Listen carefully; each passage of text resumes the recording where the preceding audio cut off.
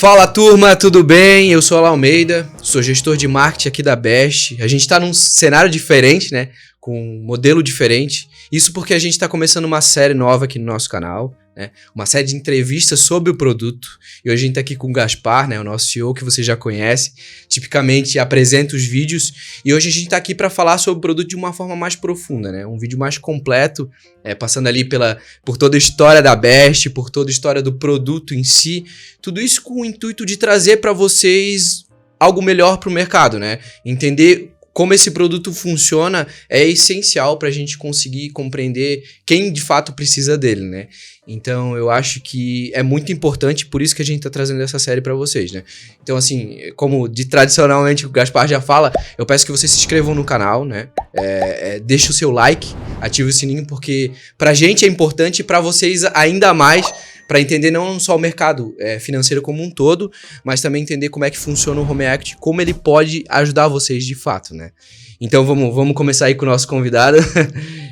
Deixa eu te perguntar, Gaspar, como é que foi que tu começou nessa estrada? Como é que tu conheceu o Home Equity? E como é que esse produto começou a transformar a tua vida? Porque é uma transformação, né? Perfeito. Querendo ou não, essa estrada de conhecer o mercado financeiro é uma transformação para ti. Então fala para quem tá te vendo como é que foi, como é que tu chegou até aqui. Bom, primeiramente prazer estar aqui contigo, né? Tem que aturar a semana toda, hoje é um feriado, para quem vai ver pela primeira vez o vídeo aí, né? Em pleno feriado, estamos aqui gravando, então realmente foi uma proposta muito legal, né? A gente trazer num contexto diferente, porque estamos sempre gravando dentro de casa, né? Então um vídeo muito técnico sobre o produto e hoje um bate-papo nosso, que é super legal, a gente faz muito esse bate-papo. Então vamos fingir que tu não sabe a história, vamos contar pro pessoal, né? A gente conversa muito, então primeiramente um prazer estar aqui falando para os nossos espectadores. E, cara, vamos contar um pouco da minha trajetória e, de fato, acho que tu observou bem. É uma transformação de vida e, principalmente, né, para todo mundo vai começar numa carreira, tu mergulhar, de fato, numa carreira. Eu, quando era criança, não imaginei, nem sonhei, né? Eu quero ser um cara do crédito imobiliário, jamais, né? Eu queria pilotar avião, queria fazer mil coisas. Mas a gente vai se encontrando na vida, né? E na minha trajetória, vou fazer um pouco mais rápido, porque hoje o nosso intuito é falar um pouco mais de produto. Mas foi bem interessante, cara, a minha conexão com o mercado, né? Basicamente, eu comecei a trabalhar muito cedo, a partir dos 12 anos. E quando eu estava na faculdade de Direito, lá quase 19 anos, eu já estava trabalhando no mercado imobiliário. E apareceu um doido lá, um dia eu estava trabalhando numa imobiliária. E aí apareceu um doido um dia lá, um sábado. E aí o cara, quero ver um imóvel e tal. E papo vai, papo vem, atendi o cara, a gente ficou super brother, o cara gostou de mim e tal. E aí, cara, nesse primeiro dia eu super atendi o cara bem, não deu negócio, não deu nada, né? Naquele negócio do bem servir, né? Do bem atender, eu sempre sabe bem, né? Eu sou um cara de vendas totalmente. E, cara, pegamos o contato e o negócio passou. E aí, passado um tempo, umas 2 semanas depois, o cara tava em Balneário, onde a gente fica. E andou me visitando de novo, tal, o negócio evoluiu. Ele falou, cara, gostei muito de ti e tal. E, cara, deixa eu te falar, eu não tinha nem perguntado que o cara trabalhava, nada. Ele falava que era do mercado financeiro, mas não tinha nada a ver com a minha praia. Claro. E aí ele falou, cara, na verdade eu trabalho com crédito imobiliário, né? Ele era diretor de uma instituição financeira, o Banco Inter, foi meu primeiro emprego, era representante do banco, né? E aí ele basicamente, cara, tô precisando contratar alguém aqui na região, que é uma região muito próspera, construção civil, né? Bomba, tem muito imóvel, etc. E, cara, precisava de um guri novo, um sangue bom, assim, que nem tu, tal, corredor, vai pra cima e tal. E, cara, tu não tá procurando uma oportunidade e tal? Eu falei, cara, sim, oportunidade, já estava dando oportunidade, né? Cara, oportunidade sim, mas me fala mais, como é que é isso aí, né, cara? E aí, basicamente, ele falou, cara, na verdade, a gente tá introduzindo aqui o banco intermédio na época, nem era Inter, né? Era banco intermédio, o banco era, sei lá, 20 vezes menor do que é hoje. E, cara, a gente tá brigando com alguns players aí, é um produto novo, tal, que é o Home Equity. Eu falei, quê? Home Equity? Repete isso aí, né? Como as pessoas falam, Equity, né? Home Equity. E isso, na verdade, é o crédito com garantia de imóvel, né? A pessoa pega um imóvel, né, dá em garantia, e aí ela consegue alavancar um percentual desse imóvel com, daí na época, 10 anos para pagar. Eu falei, cara, interessante, mas... E ele falou, cara, vender dinheiro. Eu falei, opa, vender dinheiro já... interessante. E aí mas me explica mais, cara, como é que é isso aí? E aí, basicamente, ele, cara, olha só, tá vendo esse monte de imóvel aqui? Imagina, Balneário é só arranha-céu, né? Basicamente, cara, se você pegar um cara desse no apartamento, vale 1 milhão, a gente vai conseguir liberar em média 500 mil reais pra ele dando em garantia esse imóvel. Ele vai conseguir uma taxa de, bota aí na época, 1,4 ao mês, e aí ele vai pagar em 120 meses. Falei, caraca, velho, isso é muito bom mesmo, sem entender nada de mercado de crédito. Minha noção de financiamento era financiar um carro, né? Sim. Eu falei, caraca, faz sentido. Mas ainda eu tava tipo, tá, legal, mas como é que eu vou ganhar dinheiro com isso, né? E aí eu bem assim, tá, mas e como é que funcionaria, né, essa proposta e tal? Cara, basicamente assim, é por corretagem. Então, tipo, já foi o primeiro, já era um cara skin the game, né, mercado imobiliário, você não tem salário, né, só pela tua produtividade. Mas eu muito novo, tava me achando no mundo, né?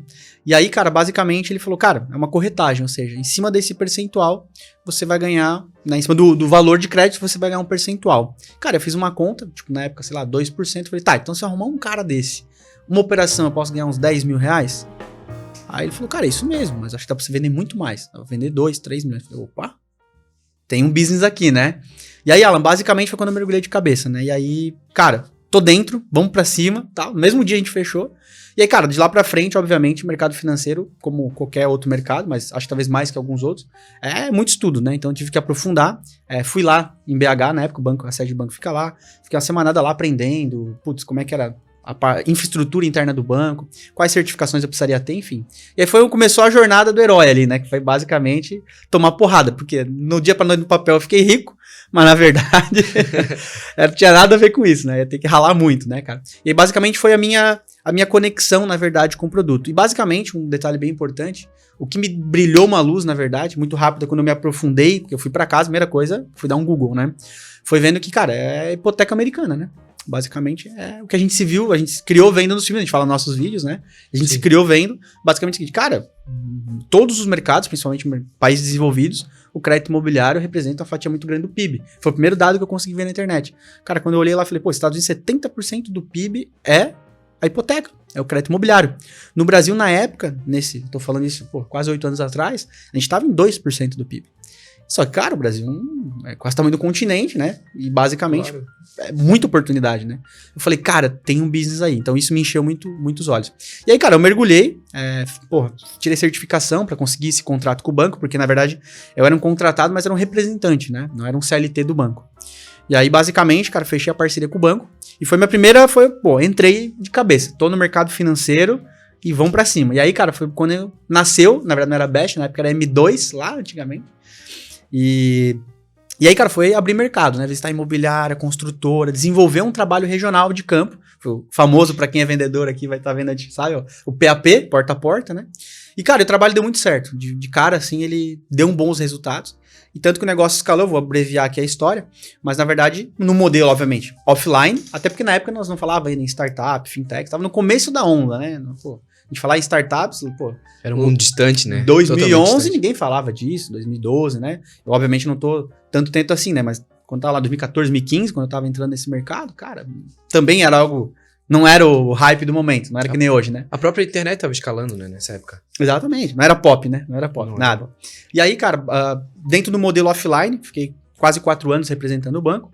E, na verdade, um detalhe bem legal para trazer aqui pra gente sobre essa trajetória, que foi lá que já nasceu um pouco do conceito do que a Seja Best é hoje. Nós vamos falar aí, com certeza, no decorrer do nosso bate-papo. Que foi o quê? Quando eu tava trabalhando com o banco, obviamente, como eu fui adquirindo conhecimento, eu comecei, cara, muito difícil você conseguir cliente, né? Então, assim, no offline, era o mês todo, Alan, viajando, gastando gasolina, batendo em porta para conseguir 20, 30 clientes no mês.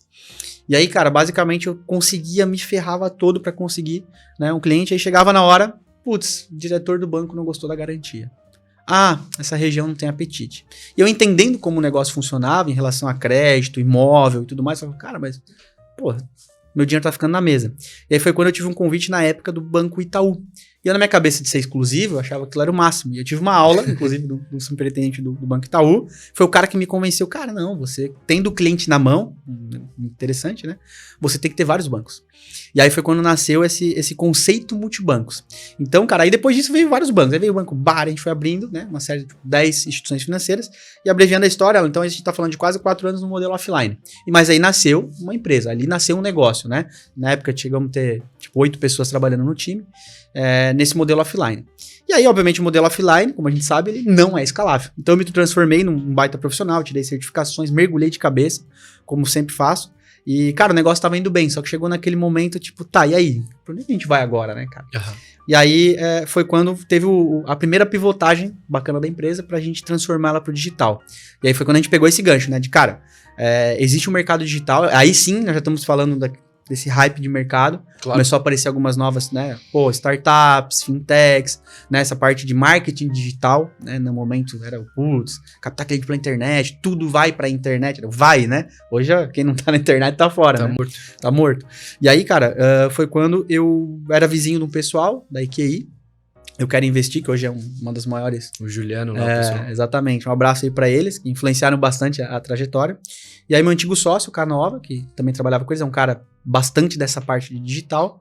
E, cara, eu vi eles escalando. E quando eu vi eles escalando, eles tinham um modelo lá, como é que era, né? A XP em si, né? Eles eram da XP, hoje são BTG. Que era o quê? Pra você captar um cliente, assim como eu tinha que fazer PAP, o que eles faziam? Eles faziam todo dia à noite. Quando eu tava indo embora, eles estavam chegando, entregando os panfletos ou trazendo as pessoas. Todo dia de noite era tipo um encontro, uma reunião pra falar sobre investimentos. Então, fazer como a gente tá fazendo essa gravação aqui, pô, falar tudo sobre o produto, produzir o conteúdo, só que não era uma vez um vídeo e subir como a gente faz, era toda semana, 3, 4 encontros. Fazer uma ladainha de 2 horas lá, explicando sobre investimento, pra no final pegar o contato e ver se o cara ia investir. Então era totalmente manual o negócio. Só que aí, cara, eu vi eles indo pro digital antes da Seja Best. E, cara, foi uma questão de 1 ano, assim, foi uma transformação muito grande. Por exemplo, eles estavam lá em 6, 8 pessoas. Cara, 30 pessoas, uma carteira que era pequena, 10 vezes aumentaram a carteira 1 ano. E eu conversei, nós era brother de tomar cerveja no posto ali e tal, trocar ideia. O happy hour, né? O famoso happy hour. E, cara, quando a gente começou a trocar, não, cara, a gente tá indo pro Google e ele fez um negócio muito legal na época, falando em marketing digital, de SEO, né? Basicamente é posicionar o conteúdo orgânico, né? Pra quem não entende tanto de marketing, conhece. né? Exatamente. E eles conseguiram se colocar no melhor investimento do ano tal, um exemplo, 2015, eles ficaram em primeiro lugar no Google, na pesquisa. Então a pessoa perguntava, qual o melhor investimento de 2015? Estava em primeiro lugar. E aquilo ali trouxe uma chuva de acesso pra eles, de leads e tal. E, cara, ali foi a atração. E aí qual foi a conclusão que eu cheguei a ela? Eu falei, caraca, se esses caras estão conseguindo captar dinheiro pela internet, porra, pra emprestar dinheiro numa taxa boa, como é o produto do home marketing, não é conhecido, cara, animal. Ali tinha uma oportunidade, né? Exatamente, cara. Falei, não é possível. Os caras estão captando muita grana pela internet, pô, nós vamos pra emprestar. E aí foi o momento que a gente parou, onde o Canova na época entrou na nossa operação. E aí onde a gente pegou todo o conhecimento que eu tinha, né, de processo, de como o produto funcionava. Cara, tiramos tudo da minha cabeça e pilotamos isso num processo digital, né, de plataforma. Nós montamos uma plataforma, landing page, Era uma esteira totalmente digital. Totalmente digital. Pra entregar Só isso. claro, no MVP, pro cliente que olhava, era digital, mas no fundo a gente tava tudo manual, né, por trás, né? Quem olhava era tudo digital, mas a gente fez, na verdade, uma infraestrutura inicial digital para rodar. E aí, cara, para nós acelerar aqui a trajetória pro nosso momento atual, de lá para cá, porque a gente fala, né, 4 anos, mas parece que já faz 30, né, de tanto que a gente trabalha, né? Mas, basicamente, cara, a gente jogou um MVP, e na época que era o M2 Bank, né, o nome da nossa empresa. Basicamente, a gente foi, cara, daí foi, tipo assim, como eu te falei, era 20 clientes no mês, no físico. Primeiro mês a gente captou, tipo, 300 clientes. E aí, cara, falando, cara... Uma mudança total. Total. Quando a gente entrou no digital, foi água pro vinho. E aí, cara, a gente remodelou toda a empresa, né? E já nessa arrancada, cara, né, que a gente fez da empresa, pra testar mesmo ela, a gente fez um negócio muito legal, que inclusive eu indico pra quem é empreendedor do mercado digital fazer. A gente escreveu num programa de aceleração de startups. Ali já existia um business, estamos falando, tipo, 2018, né? Então, que foi a nossa transição. Em 2017 a gente entrou pro digital, no final de 17 para 18 a gente escreveu num programa chamado Inovativa. E aí lá, cara, o que aconteceu? Foi basicamente durante 6 meses no digital, a coisa aconteceu muito rápido, muito rápido. Demitimos algumas pessoas, obviamente, né, porque não se adaptaram ao modelo digital, que eram pessoas do físico. Reestruturamos toda a empresa e a coisa embalou muito rápido. E o que aconteceu, né? Por isso que eu digo, as cabeçadas do empreendedor, né? Sim. Hoje a gente dá risada, mas na época era triste, né? Mas basicamente, cara, o que acontecia, né? A gente captou muito lead, né? Veio muita coisa. E aí a gente, na verdade, viu uma oportunidade de ter outros produtos. E a gente montou, na verdade, o quê? Esse conceito de melhor taxa, multibancos, atendimento, né, totalmente digitalizado, entregar uma experiência legal para o cliente. Ali já existia o business, já tinha aquele coração de fazer aquilo. E aí, cara, o que aconteceu? A gente, na verdade, foi para Inovativa. São 1.400 empresas que se inscrevem, 140 são finalistas, durante 6 meses de mentoria. Você tem lá um Demo Day, e no Demo Day, que seria a final, são apenas 14 são eleitas, são campeãs, que ganham o prêmio, no caso. E aí recebe alguns prêmios. Sim. E aí, cara, o modelo ficou tão legal e tava tão funcionando que a gente foi campeão do Inovativa. E foi uma abertura pro mercado. Aí a gente falou, cara, a gente tem um business aqui. E nessa transição, antes da gente ir pro Inovativa, o Banco Central entrou com uma normativa que as empresas que não eram banco não poderiam mais ter o Bank no nome. E foi lá que nasceu a Best. que hoje a gente tá como Seja Best, né? Mas foi quando entrou pro Best. E na época a gente mirava muito, ainda mira, né? A gente tem um grande player no mercado chamado Creditas, né? E aí a gente falava, cara, Creditas na época eles eram bem que fácil também. Eles também tiveram que mudar. Na mesma época que a gente. E aí eles falavam bem que fácil. Daí a gente chegou num conceito assim, cara, a gente não quer ser fácil. A gente quer ser melhor. E aí foi onde nasceu o Best. E aí, cara, de lá pra cá, 1000 coisas aconteceram, né? Diversos produtos.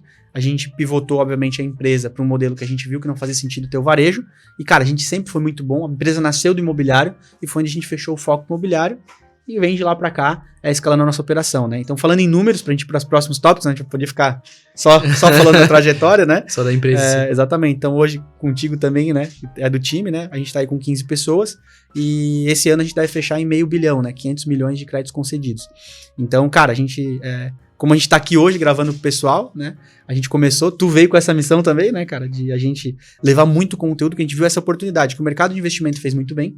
Né? A gente tem hoje, pô, Primo Rico, né? O Thiago Nigro, você tem o pessoal da Suno, você tem a Empíricos, tem, né? O Joel também, junto com eles. Exatamente. Então, assim, todo esse, o mercado de investimento, o outro lado da moeda, tá? Porque o mercado financeiro é dividido em dois, né? É o mercado de investimento e o mercado de crédito, né? E os bancos são intermediários, né?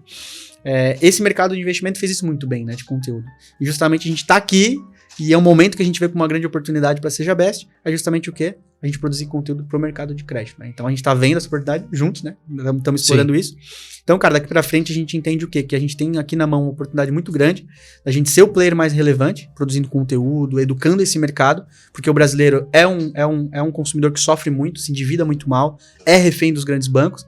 Então, acho que a nossa missão, cara, de vida mesmo como empresa, é justamente a gente transformar a mentalidade do consumidor brasileiro, entender que existe um produto muito bom, que pode resolver a vida dele de N maneiras, com uma taxa justa, um produto com qualidade. Então, acho que essa é a nossa missão com o que a gente está fazendo e acho que a gente vai ser, com certeza, muito bem sucedido nisso. E tu falou ali de números, né, que a gente alcançou aí $500 milhão emprestado, né, só para vocês entenderem, só o ano passado a gente dobrou, o ano retrasado também dobrou, e esse ano a gente estima dobrar também. E tudo isso através de um produto, né, e esse produto é o que a gente vai falar agora, né.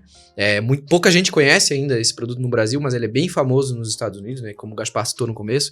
A famosa hipoteca americana. Claro que aqui no Brasil ele tem uma diferença, que o Gaspar também vai explicar como é que funciona, mas basicamente seria a mesma coisa, né? E através desse produto a gente alcançou esse número, e esse produto é muito importante pro mercado. Por isso que a gente está fazendo esse vídeo para vocês entenderem mais desse produto e verem que não é só uma oportunidade para a Best, né?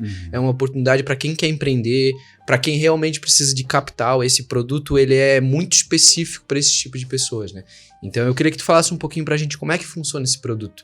Eu sei que parece ser chato, né, falar de produto em si, mas esse produto traz uma oportunidade pro mercado em geral, né? Para pessoas que querem reformar, para quem tá endividado, ou até para pessoas que querem empreender ou já empreendem, né? Então eu queria que tu falasse um pouquinho do produto para que eles entendessem mais a fundo. Perfeito. Então, no produto, o Home Equity, na verdade, vamos abrasileirar, porque o Home Equity é o nome originário dele, né? É um produto que foi, de fato, criado nos Estados Unidos. Que foi um sucesso absoluto, tanto que a economia americana, como eu falei no começo aqui, foi alavancada em cima do crédito imobiliário. Foi pautada nisso. Em cima da hipoteca. Mas lá a hipoteca, aqui no Brasil, ela teve uma alteração, né? Mas o produto trazendo para o Brasil, basicamente, o que é o crédito com garantia de imóvel. É quando você tem, né, uma pessoa física ou jurídica que possui imóvel para dar em garantia, ela dá em garantia para a instituição financeira em troca de um crédito com uma taxa muito mais barata, comparada a todas as linhas de empréstimo, já podemos falar disso, com prazo muito longo para pagamento, certo? E uma alavancagem muito alta. Por quê? Hoje você sem garantia, um exemplo, o nosso ticket médio na Seja Best, né, de R$300 mil para o Home Equity. Hoje sem garantia, cara, você não consegue tomar 300 mil no banco. É muito difícil. Muito difícil, né? Muito específico. Teria que ser uma pessoa muito específica para conseguir alcançar esse crédito. Exatamente. E mesmo que você consiga em outras linhas, como o ticket médio de prazo das modalidades de empréstimo no Brasil são curtos, você tem uma parcela muito alta, fica inviável. Não tem como você tomar um empréstimo de 300 mil para pagar em 36 vezes. No empréstimo pessoal, por exemplo, uma taxa de 6%, 10% ao mês, não faz sentido nenhum. Então, ele é muito positivo nesse sentido. Você tem uma alta alavancagem, uma taxa muito baixa e um prazo muito longo. Por que ele tem uma taxa muito baixa? Porque é uma garantia real, né? E por que ele é a melhor garantia? Um imóvel você não pode botar nas costas e levar embora, né? Agora, um carro, né?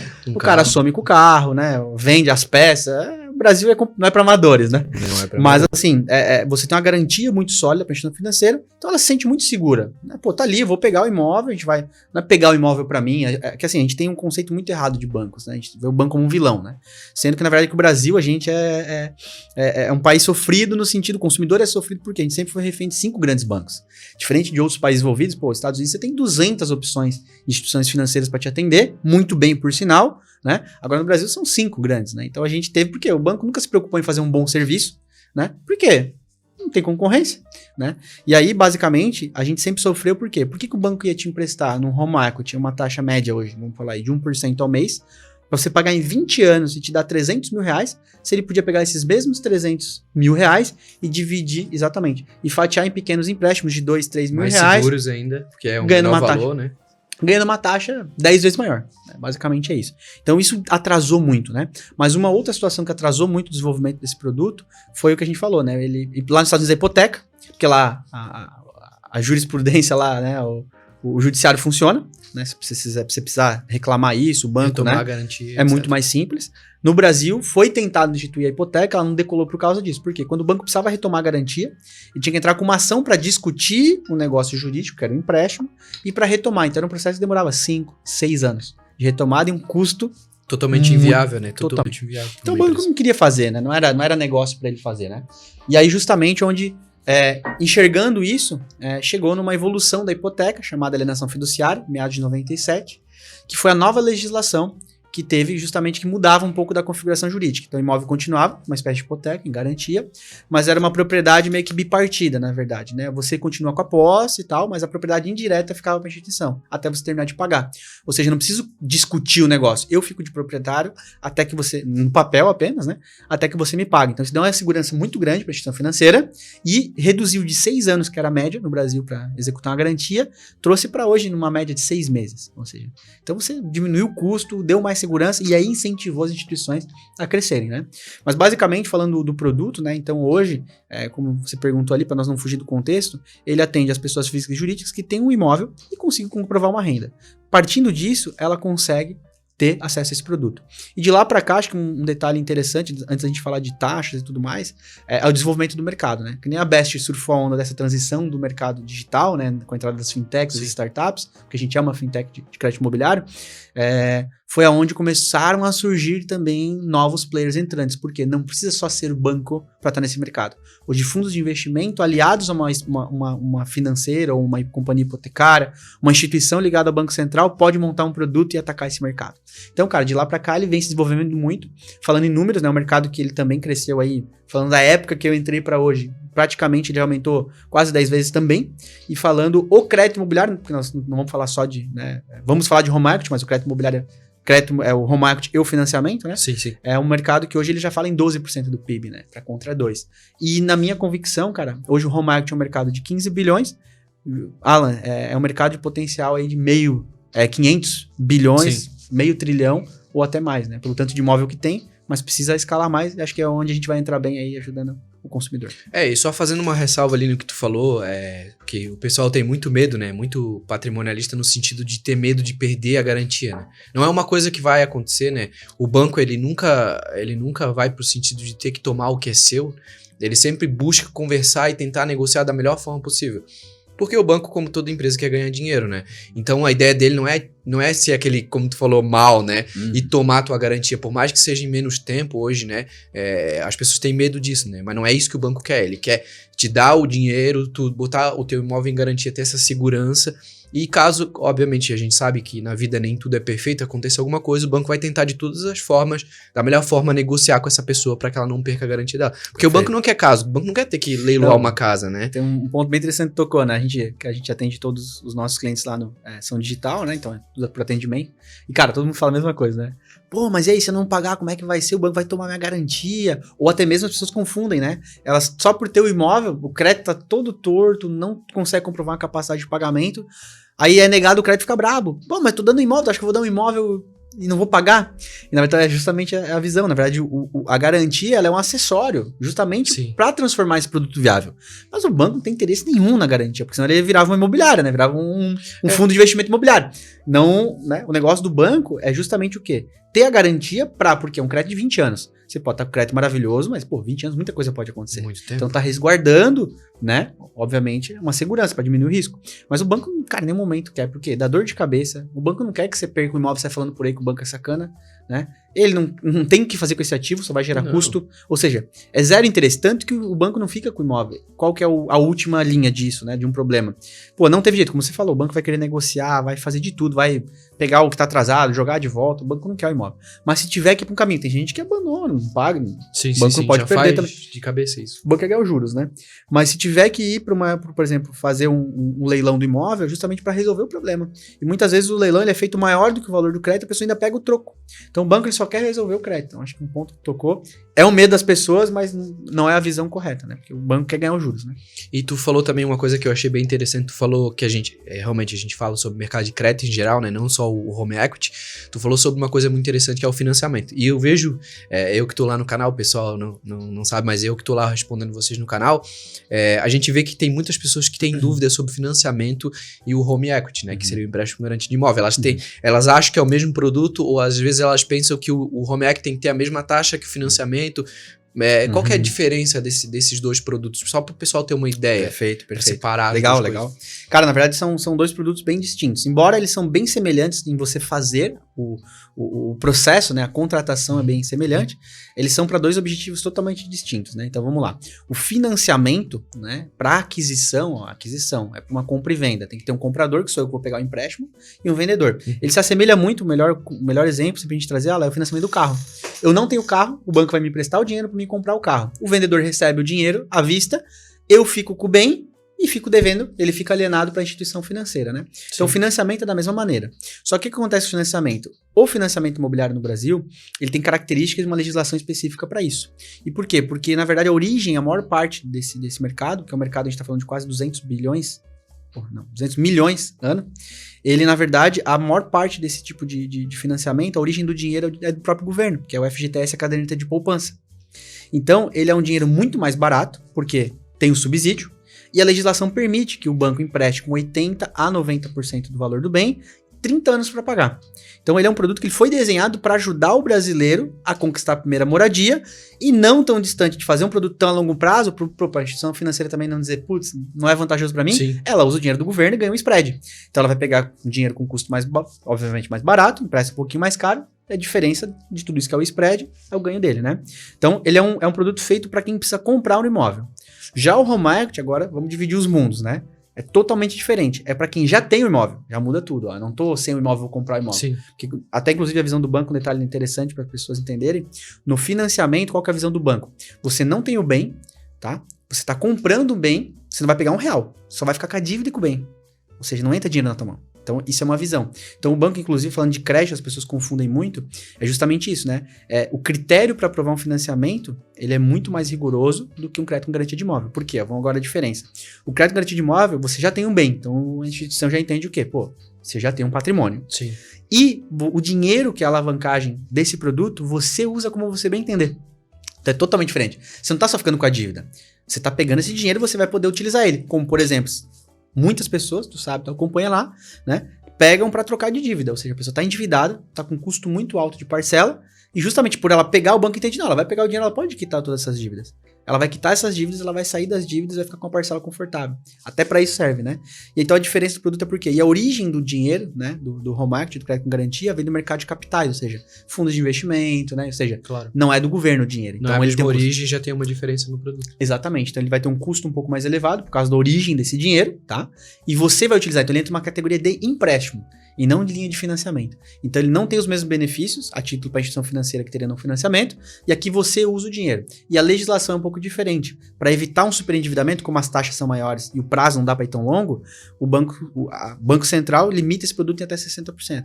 Então essas são as diferenças. Lá você alavanca quase tudo, pouca entrada. Aqui não tem entrada, o imóvel já é seu. Então o banco entende que você pode pegar uma fatia dele e ainda inclusive segurar uma margem, caso precise, né? Poxa, o imóvel que está em garantia tem que ser liquidado, essa operação fechar e ela ser saudável. Interessante. Tu falou que tem um mecanismo justamente para não endividar as pessoas, né? Isso é bem interessante. O governo tem esse olhar pensando e entendendo como é que é o brasileiro na tomada de crédito, ele tenta criar um produto que não endivide as pessoas, né? Então, pegando esse gancho, falando do produto agora, como que ele tem impactado o mercado, né? Isso em questão de taxas, o uso dele, os diferentes tipos de uso, como que ele tem impactado esse mercado na tua visão de conhecedor do mercado? Perfeito. Cara, eu acho que ele tem impactado de forma super positiva, né? Por quê? Porque a gente podemos comparar, primeiro assim, vamos falar primeiro, quem são os players do mercado de crédito que comandam, vamos falar dos 5 principais, Itaú, Bradesco, Santander, Caixa e Banco do Brasil, por exemplo, são 5 grandes bancos, que são bancos de varejo, tá? Então, geralmente, como que é a vida de um consumidor quando precisa de grana? Bater nos bancões. Geralmente é isso que acontece, né? E aí, cara, quando você vai precisar de uma linha de crédito pra, cara, apagar um incêndio, você tem um problema de saúde, ou você vai, precisa de grana no seu negócio, vai comprar um equipamento, não importa porque você precisa de grana, você sempre vai ter um produto complicado. O que é um produto complicado? Altas taxas, né? Hoje a média, né, entre esses produtos que eu citei, você vai falar numa média de 10% de taxa, né? Entre empréstimo pessoal, cartão, cheque especial, ou seja, todos os produtos têm uma elevadíssima taxa de juros e curto prazo. Então o que acontece? O brasileiro sempre foi um consumidor que se endividou mal. E o Home Equity, aos poucos, né, na tangente, ele vem mudando essa realidade. Porque a gente pode pensar, mas não é todo mundo tem imóvel. Mas, cara, tem muito imóvel no Brasil, né? Muito imóvel. E tem muitas pessoas que lá atrás compraram, hoje já estão com esse imóvel quitado.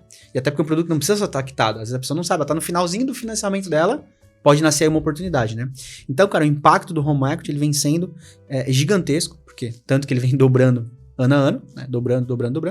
E porque as pessoas aos poucos, internet, obviamente, né? O conhecimento está aqui, você consegue entender que não é só esses produtos, só esses bancões que podem te atender.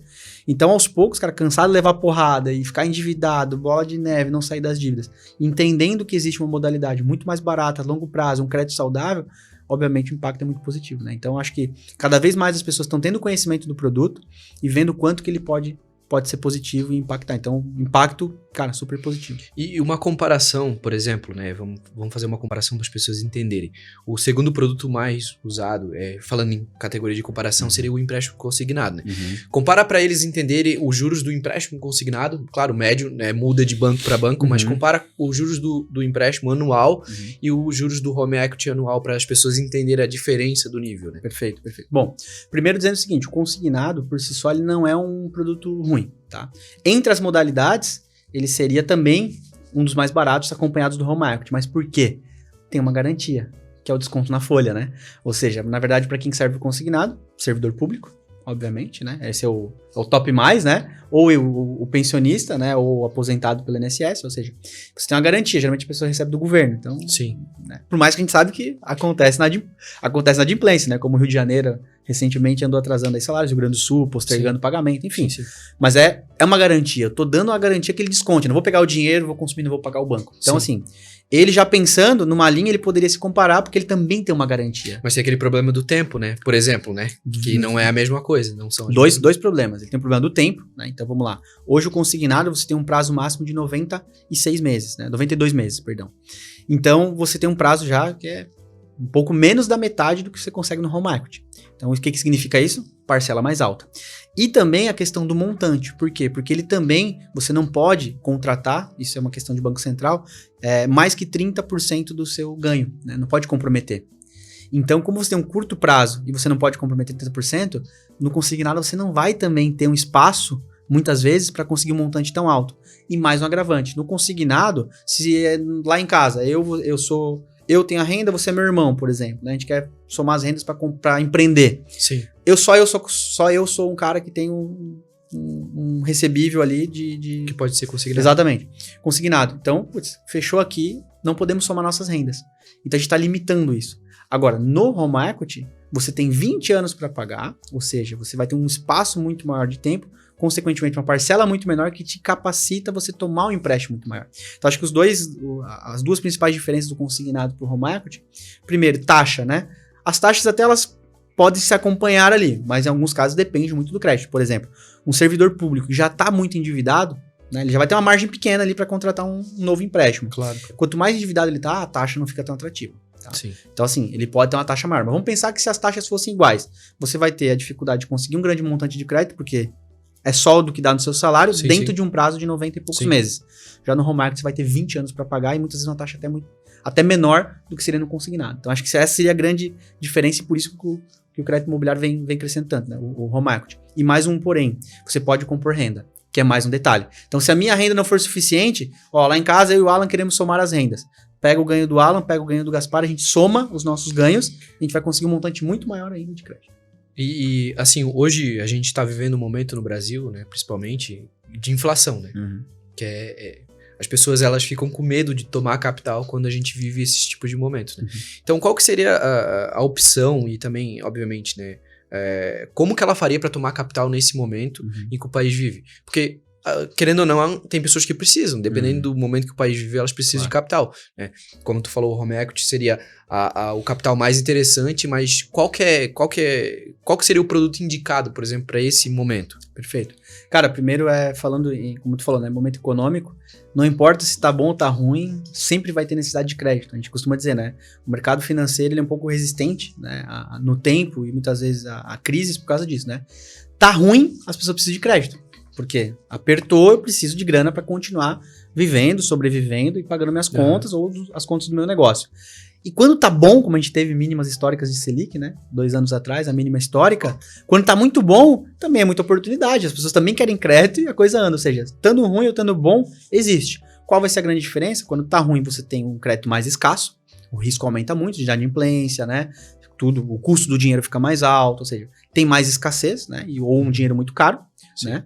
E quando tá muito bom, você tem uma torneira muito aberta e um baixo custo de dinheiro, né? Então, falando do nosso momento, né? Obviamente, a gente vive, como tudo no Brasil, é uma montanha-russa, né? Não é um troço meio linear, né? A gente veio de 2%, estamos chegando agora aí na faixa de 12%, provavelmente chegando a 14% de Selic no final do ano, né? Já dando um briefing pra galera aí, né? Uma aula básica de economia, né? Taxa, que é onde as pessoas confundem, acho que é muito legal a gente dar essa aula aqui, né? O que é a Selic, né? A Selic é o custo, a taxa básica da economia, né? O custo do dinheiro numa economia. Então, quando a Selic tá baixa, o custo do dinheiro significa que ele tá mais barato. Ou seja, você tem abundância de crédito, né? Ou seja, você tem muita grana. O mercado de investimento, como eu falei, né? O mercado financeiro, ele são pensando dois lados e um rio passando no meio, né? O mercado financeiro é esse rio. De um lado estão os investidores, do outro lado estão os tomadores de empréstimo. Então, o mercado financeiro faz essa ponte, né? O investidor investe em títulos, ações e tudo mais. O banco, tendo imposto esse dinheiro, empresta a uma taxa maior do que ele vai rentabilizar o investidor e ele ganha essa diferença. Então, o que significa, né? Quando você tem Selic baixa, inclusive, os próprios investidores não começam a fazer muito sentido mais colocar o dinheiro, porque geralmente o investimento é muito lastreado à taxa Selic. Já o empréstimo não, o empréstimo é mais voltado à inflação, que eu já vou chegar lá também. Então, o que acontece? Quando você tem uma Selic muito baixa, o mercado está andando, você tem mais crédito ainda alternativo, porque o investidor sai da renda fixa, né, os rentistas, né, sai e vão colocar na construção civil, vão abrir uma franquia, vai investir, vai fazer um empréstimo para o amigo, porque ele precisa diversificar, não está rendendo nada com a Selic tão baixa. Quando você tem Selic alta, porque o crédito começa também a ficar mais escasso, a economia fica mais devagar, o custo do dinheiro é muito alto, os bancos aumentam as taxas de juros, o investidor sai do mercado, ele vai para o mercado financeiro, vou ganhar 14% ao ano, taxa fixa, eu compro um tesouro do governo, eu fico de boa, né? Então tem muito desse impacto no mercado. Agora falando do momento que a gente está vivendo, como que a gente está hoje e o que é o mais indicado. Obviamente acho que o mais delicado no momento, Alan, não é a gente estar com uma Selic tão alta, tá? Obviamente o custo do dinheiro aumentou, mas não numa proporção também. Até porque quando baixou, não baixou na proporção que deveria, né? Sim, nunca é, né? Nunca é. Então a gente teve esse aumento agora, ele também não vai transcender a mesma proporção, né? Então assim, falando em taxa, ela ainda está um pouco semelhante ao que a gente tinha há um tempo atrás. Teve um acréscimo que é normal. O que mais preocupa nesse momento as pessoas, elas confundem muito, Selic com inflação, né? Então assim, isso são duas coisas diferentes. Então, o Selic é muito mais voltado à parte econômica para, balizar custo de dinheiro. Já a inflação é o poder de compra. Aí que pega o consumidor. É aqui onde acho que mora o grande lance, onde a gente pode dar uma dica legal. Então, a inflação é diferente, né? A inflação é, de fato, o meu poder de compra. Se com R$1.000 eu comprava X produtos, né, com uma Selic com uma inflação de 6%, a gente teve ano passado 10,4%. O que significa? Aumentou em 4% a inflação, digamos de passagem, né? Então, o que acontece? Algum produto eu vou deixar de comprar.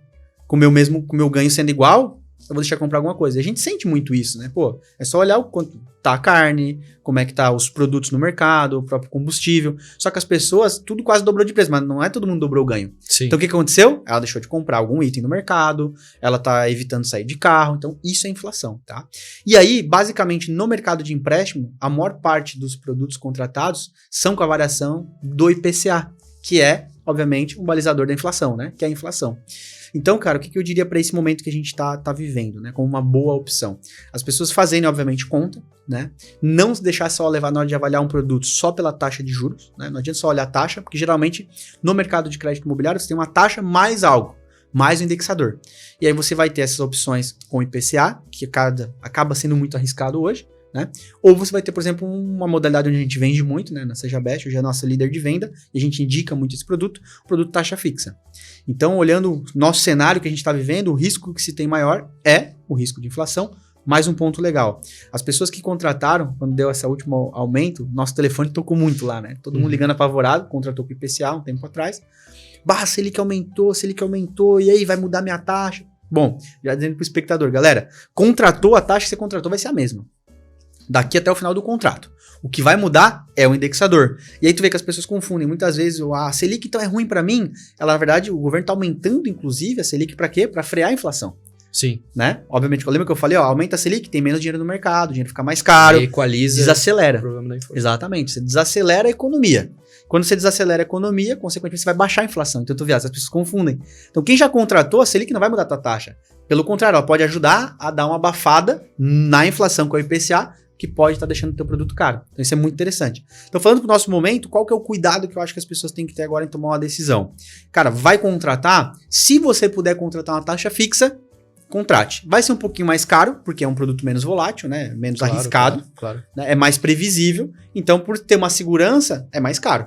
Né? Ponto.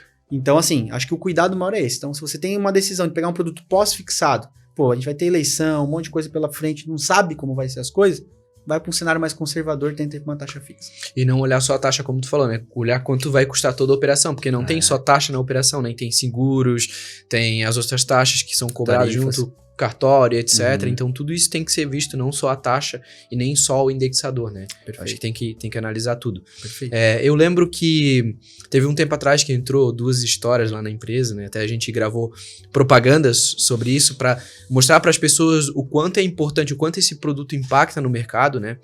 E eu queria que tu contasse um pouquinho pro pessoal essas 2 histórias, que foi uma do cliente nosso que era médico e aquele outro que queria também para empreender, né? Que se juntou junto com o amigo, né? Dando aquela até a primeira opção que tu citou, que um traz a renda, o outro traz o imóvel. Eu queria que tu contasse pro pessoal para eles entenderem como é o impacto disso na vida das pessoas. Perfeito, cara. Bom, fazendo um rápido gancho aqui, né? Justamente o legal do home equity é isso, né? Ele, diferente de algumas modalidades de crédito, que elas são específicas, né?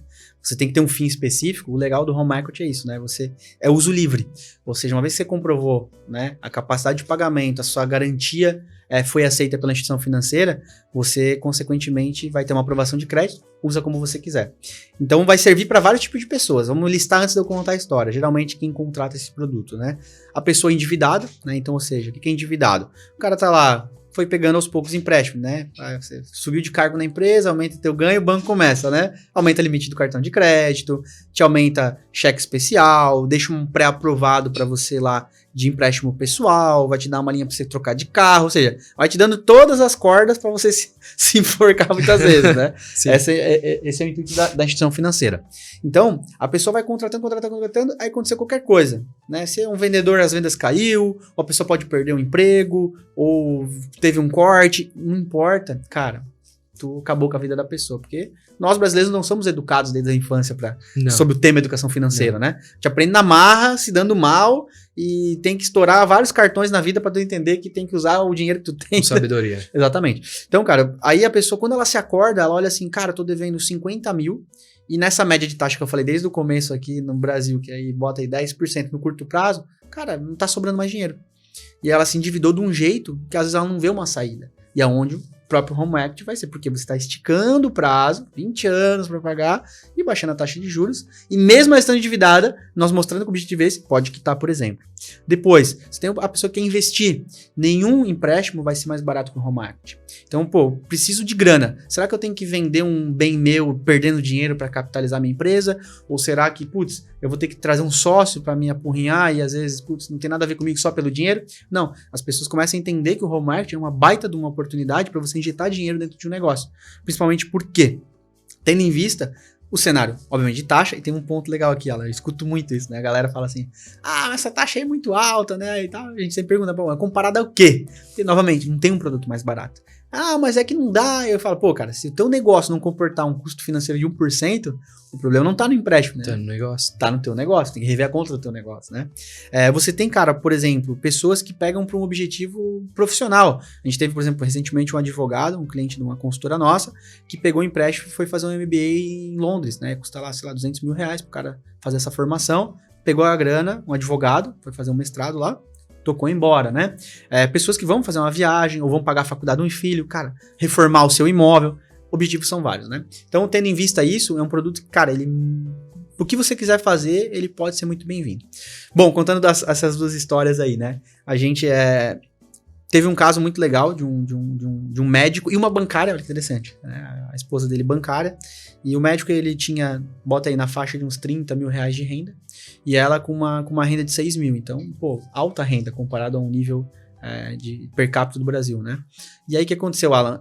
Antes da pandemia ali, eles tinham comprado um imóvel, tá? Eles tinham guardaram o dinheiro, e compraram imóvel meio que bruto, assim, só o imóvel para terminar. E fizeram um planejamento na época que, a gente vai gastar mais uns R$200 mil. Resumindo a ópera toda, né? O que aconteceu com eles? E ele, médico, né? Com duas folhas de pagamento, crédito no banco, ela bancária, acessa capital muito fácil, né? O que aconteceu, cara? Ele pegou, o planejamento que era para sair 200, saiu por quase 800, tá? Quase 800, R$600 mil a mais do projetado. E aquela ânsia, eles tinham que sair da casa, já tinham vendido a outra casa deles. Tiveram que, material subiu, a obra não andava, tudo deu errado, obviamente, saiu totalmente do escopo. O que aconteceu? Eles não tinham mais como voltar para trás. Então, dá um empréstimo pessoal, bota, faltou mais, foi contratando, passa o cartão. Cara, resumindo a ópera, todo esse montante de crédito, eles estavam pagando quase R$30 mil. Por mês? Por mês. Por mês entre todas essas modalidades de empréstimo. Ou seja, pensa tu tá ganhando 36, 37 mil reais e tá te sobrando 6 mil reais no mês. Tu tem um padrão de vida. Sim, óbvio. E o que aconteceu, cara? Aí, imagina, tormenta, né? Perderam o sono, não dormiam mais. Cara, e aí o que aconteceu? Quando você tomou todas essas linhas, teve atraso, teve tudo, eles ficaram endividados. Então, quando eles precisaram de grana pra, recorrer, sobreviver ali, o que aconteceu? O banco fecha a porta na cara. Por quê? Claro, porque já tá totalmente endividado. Não tem nem como o banco ajudar, não tem possibilidade disso. Tá tomado, né? E aí, cara, tendo esse entendimento, eles pesquisando. E aí foi quando eles encontraram, depois de já ter várias negativas, né, com as instituições financeiras, encontraram a gente. E aí, cara, basicamente, vou resumindo aqui o contexto, né? A gente conseguiu, porque obviamente a renda dele dava, sem olhar o comprometimento, né? Obviamente, não tinha mais como emprestar nada pra ele. Claro. Mas o home equity permite fazer isso. A gente conseguiu entender, ele tinha capacidade para pegar um empréstimo ali dos R$800 mil, só que a diferença, em vez de ele pagar 30, a gente conseguiu levar a parcela dele para R$9 mil, 8.800. Uma diferença gigantesca, mensalmente falando. A gente levou, imagina, 60%, 70% de economia. E aí, vinculando o pagamento de todos esses empréstimos. Então, em contrato, esse cara não pode pegar o dinheiro livre. Não daria, até porque o Banco Central fiscaliza a instituição financeira. Então, a gente fez com um fundo parceiro. E o que foi feito? Fez a alienação do imóvel, o imóvel estava livre, né? E você vai mandar todos os boletos das suas dívidas, a gente vai pagar tudo. E ainda até deu um troquinho lá pra eles no final, né? Mas, cara, pensa bem, a gente pagou, eles não dormiam mais, pagamos todas as dívidas, saindo de 30 mil para 8 mil, quase 9 mil reais de parcela. Então, esse realmente é um case que é legal a gente contar, porque é muito mais comum do que as pessoas imaginam. A gente tá dando, obviamente, um caso um pouco mais estressado, mas numa escala pequena acontece muito, né? Cara, contrata um monte. 50 mil do cartão de crédito, que vira uma bola de neve, né? Todo mundo já teve. O consignado é um índice muito alto que a gente tem, né? Lá dentro de casa, que é o quê? Cara, o cara realmente fica naquela bola de neve, né? Faz o consignado, libera a margem, refinancia. Cara, quando ele vê, ele tá totalmente ali tomado, aí tem atraso muitas vezes não no pagamento, mas de outras contas, porque o cartão não é vinculado. Quando vê, cara, pessoas explodiu a vida financeira, né? O outro case, né? O outro case que é muito legal para o empreendedor, né? O empresário é muito interessante. foi também, tinham dois sócios, eram amigos, né, que se transformaram em sócios, e justamente ia atrás de uma linha de crédito. O que aconteceu? O menino, né, que tem um imóvel da família, seria, vou botar o sócio 1, né, para não falar nomes, né, o sócio 1 foi em busca e entendeu que o crédito imobiliário seria uma boa alternativa. E justamente, né, ele entendeu, viu lá que, né, existia a possibilidade de um crédito com garantia de imóvel e falou pro sócio dele, cara, eu vou tentar um crédito com garantia de imóvel, minha parte eu entro com o dinheiro, vou dar o imóvel da minha família. Só que aconteceu, quando chegou na hora de tomar um empréstimo, ele não tinha capacidade de pagamento, né, ele não tinha como comprovar uma renda. E isso não basta só ter um imóvel, a gente fala, é a briga que a gente tem às vezes, né? E resumo da ópera, o que eles fizeram? Já o outro, ele trabalhava, na verdade, numa agência, até de marketing, tem um vizinho tanto de profissão aí, que tinha um bom rendimento. E tinha um salário legal e tal. E o que eles fizeram, basicamente? Eles juntaram as rendas. Um entrou com o imóvel, o outro entrou com a renda. Eles conseguiram. Se tornaram sócios. Tornaram sócios, conseguiram capital, né? Porque foi uma operação de 300 e poucos mil reais. E, cara, começaram com baita capital para começar o negócio deles. E aí, 300 mil na época, uma taxa, eles estão falando uma parcela de 3 mil reais, né? Então, assim, pensa que, pô, você vai começar, não sabe nem por onde começar um negócio. Basicamente, se juntou os dois, conseguiram um baita de um capital para começar a empreender, né? Então é mais um case que é muito legal, porque acontece muito, as pessoas não entendem que elas podem juntar o crédito com alguém, não precisa ter grau de parentesco, porque, novamente, né, para a instituição financeira, você está dando imóvel como garantia, esse é o maior ativo que ela tem, né? Então, é um produto que ele flexibiliza muito essa questão de renda, né? Então, é mais um case que foi bem legal que a gente fez lá. Tu falou ali, quando tu estava falando contando a primeira história do médico, que não conseguia fazer com os bancos, tu citou fundos, né? Uhum. E tu citou também que não existe só os bancos que fazem isso, né? Eu queria que tu explicasse pro pessoal o que é a Sejabest, o que é uma fintech, para eles entenderem que hoje a gente tem várias opções quando fala de crédito para financiamento, empréstimo, etc. Perfeito. Cara, então, vamos explicar primeiro o conceito fintech, né? O que é uma fintech, né? Então, na fintech, a junção da palavra já explica por si só, né? Fin de financeiro, né? E tech de tecnologia. É quando você pega um produto financeiro embarcado de tecnologia para se tornar algo bem escalável, né? Com plataforma, com processo digitalizado, né? Com todo esse conceito que existe. Agora, você vai ter dois tipos, né? Ou você tá mais pro fim ou mais pro tech, né? Mais pro fim é porque a parte financeira, hoje, algumas fintechs puras que a gente chama, é o quê? É basicamente falar da modalidade de empréstimo. Vamos usar o nosso mercado ou até outros mercados semelhantes, né? Que são instituições que elas brigam com as instituições financeiras, com os grandes bancos, sem ser banco. Então a fintech é isso, né? Ela briga com o banco sem ser banco. Por quê? Na verdade, existem dispositivos hoje legais que você consegue, na verdade, ser um banco sem ser banco. Que significa o quê? Por exemplo, na fintech. Geralmente, fintech ela é uma triangulação. Você tem a empresa, um exemplo, uma Sejabest, que tem a inteligência digital, tem a inteligência de negócio, tem a tecnologia, tem tudo. Você tem geralmente um fundo de investimento, um FDIC, por exemplo, né? Que é um fundo, que ele não tem nada disso, não tem produto, não tem marca, não tem nada, mas tem o capital lá dentro e precisa emprestar. Só que a união de uma empresa com uma ideia muito boa e um fundo, por si só, elas não podem levar ao mercado, Sim. porque o mercado é regulado. Ou seja, o Banco Central fiscaliza. Você não pode emprestar diretamente sem ter um regulador, né? Uma empresa regulamentada. Você está fora da lei, isso é ilegal. Então, por que uma triangulação? Geralmente você vai ter um fundo, vai ter a fintech, e aí você entra com uma empresa que seria vinculada ao Banco Central, uma companhia hipotecária, uma SCD, que foi uma legislação nova que saiu em 2017 para 2018, que é justamente um novo tipo de CNPJ no mercado financeiro, muito mais simples, muito mais rápido de ser uma instituição sem precisar se transformar num banco. Ou você vai ter, a gente chama no mercado das fintechs, barriga de aluguel. Você, na verdade, pega um banco, uma instituição financeira que está dentro do Banco Central e vai pagar um comissionamento para ela fazer essa parte legal. A parte de contratos, de crédito, vai informar esses créditos para o Banco Central. Então você triangula, isso é uma fintech pura. E você vai ter as fintechs mais techs, que a gente também acho que vai para o caminho, logo em breve, né? De ser uma fintech pura, mas ainda a gente não entende que é o momento. Mais para o lado tech, que aí você não precisa ter o fundo nem o parceiro financeiro. Você traz vários parceiros financeiros, por exemplo, né? Dentro de muita tecnologia, com uma experiência diferenciada, né? Então, você vai ter, já explicando primeiro o conceito de fintechs, né? E nós, hoje, da Sejabest, temos esse conceito mais técnico, de uma fintech, uma plataforma multibancos, que temos como missão, cara, a experiência totalmente diferenciada do meio digital, ou seja, o crédito imobiliário pessoal é um produto muito burocrático, então a gente pegou e quebrou todas essas burocracias, todas essas etapas, que é físico, depende do banco, do gerente, papelada e tudo mais. Que é um saco, né? É um saco com um assessor em cima da operação a todo tempo, com uma plataforma embarcada que se torna muito mais amigável a pessoa fazer um processo. E não bastasse se só a experiência fosse muito bacana e ter uma boa taxa, a gente faz isso sem entregar uma única experiência. A gente pode entregar várias experiências para o cliente, ou seja, ele vai se servir dentro da Seja Best e a nossa missão que é entregar a melhor taxa, né? Então hoje a gente está posicionado no mercado como uma fintech, digamos, de passagem no imobiliário, a gente ser a mais completa, né? Tendo todos os bancos dentro dos 2 principais produtos, com uma experiência digital e um assessor em cima. Ou seja, a gente acredita muito que, cara, a gente entrega hoje uma das melhores experiências para o mercado. E, aliado a isso, falando já da gente, trazendo de lambuja o que a gente está fazendo aqui hoje, né? Tentando educar e transformar. Por quê? É um produto muito positivo e, cara, as pessoas precisam saber. Elas não sabem porque os big players não estão preocupados em fazer...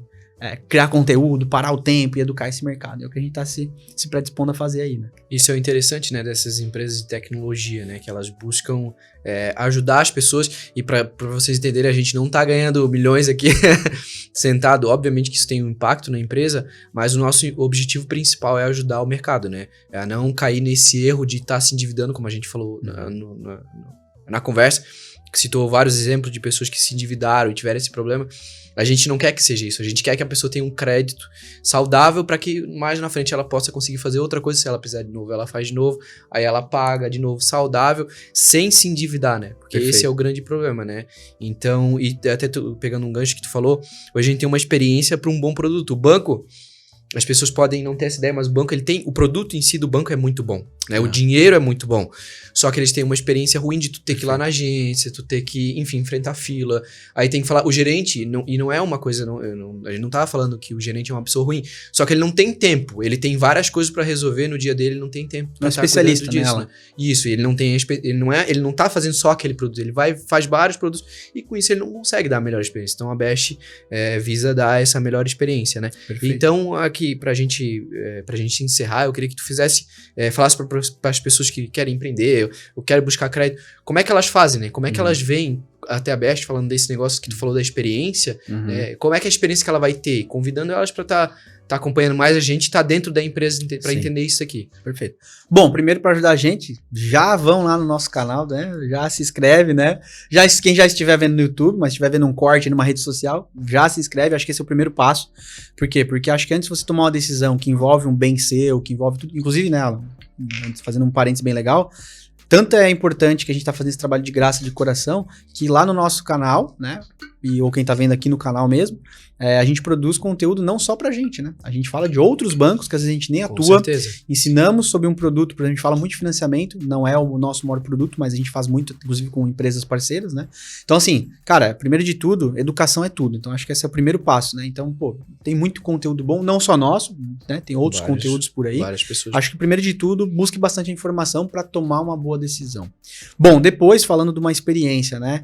Basicamente hoje, você na internet tem isso, você pode comparar, você pode pesquisar. Então, eu digo que hoje as empresas, cara, como a gente pensa lá, né? A gente fala, um dos nossos valores, né? Ter uma transparência radical com o cliente, por quê? Cara, hoje o cliente está empoderado. Antigamente, o banco tinha o poder na mão. E hoje o banco não tem mais o poder na mão. O cliente tem o poder na mão. Ele tem a internet. Então, ele consegue comparar. Bom, vamos dar o exemplo do Nubank, né? Se fosse assim, não fosse a internet, não fosse o digital, uma fintech quebrando o paradigma, o Nubank hoje não estava aí nivelando com o Itaú, que é a maior instituição da América Latina, né? Na verdade, não é nem só do Brasil. Enfim, então acho que hoje você, sendo consumidor, se você está empoderado, vá atrás da informação. Depois disso, a internet é a sua aliada. Então, vai atrás de filas, gerente, depender de um banco ou depender de uma única opção. Exemplo da gente, né? Você consegue, através da nossa plataforma, fazer a simulação. Em poucos minutos, um assessor vai te ligar, vai fazer uma videoconferência com você, vai entender o seu contexto, vai entender o que é melhor para você, vai te indicar e vai estruturar esse produto para você. Ou seja, né? Como eu falo do especialista, né? É aquele exemplo, né? Putz, a gente até para cortar o cabelo, ninguém corta sozinho, né? Não, você vai no cabeleireiro. Aí tu imagina você fazer um crédito imobiliário, as pessoas às vezes querem se aventurar e fazem péssimos negócios ou desistem pela burocracia, porque ele não vai ter retorno do gerente, vai uma papelada que ele não sabe, ninguém vai explicar para ele para que precisa, por que precisa, qual o próximo passo, né? Sim, ou seja, sim. a gente fala do médico, né? Ninguém faz nada sozinho. Então, primeiro de tudo, você vai ter o acesso a um especialista de forma gratuita, porque a gente tem zero conflito de interesse, a gente ganha através da instituição e digo mais, né? A gente é remunerado no sucesso, então é uma união que a gente faz com o cliente, né? Então a gente realmente dá essa assessoria para o cliente de ponta a ponta. Então acho que eu diria para quem quer buscar um capital, faça uma boa pesquisa, escolha uma boa empresa, não precisamos só puxar para a gente, mas se for com a gente, com certeza vai ter uma baita de uma experiência, porque essa é a nossa missão. Então te conduzir em escolher um bom produto e te entregar num tempo hábil esse crédito. Digo mais, porque isso é importante. Não adianta só ser um bom produto se você não consegue pegar ele, né? Então acho que o entregar o produto também é muito interessante, né? Então, como eu falei, esse é o primeiro vídeo de uma série de vídeos sobre produto, né? A gente vai estar aqui produzindo para vocês.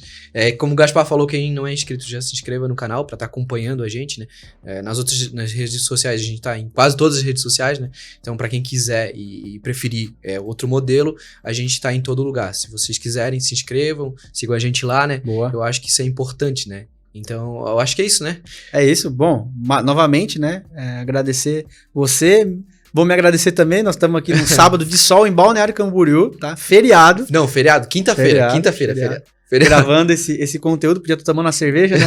Não é uma ideia, né? Mas sempre produzindo de coração, porque a gente realmente quer transformar esse mercado, quer ajudar as pessoas.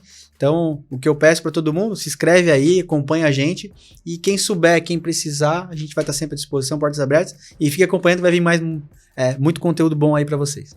É isso aí, então, fechou. Um grande abraço. Abraço, galera, valeu.